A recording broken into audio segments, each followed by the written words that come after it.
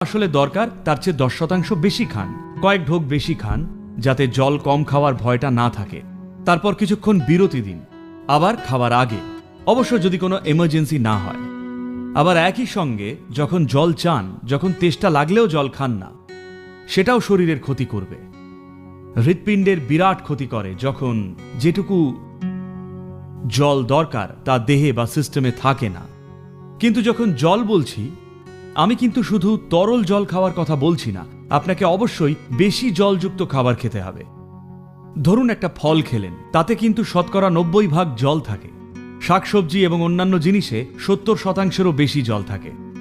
যখন খাবার খান, তখন যেন অন্তত আপনার দেহে যে জলের মাত্রা আছে, খাবারেও সেই মাত্রার জল থাকে। তাই যাই খান তাতে যেন অন্তত 70% জলীয় উপাদান থাকে। তো এই কারণেই শাকসবজি,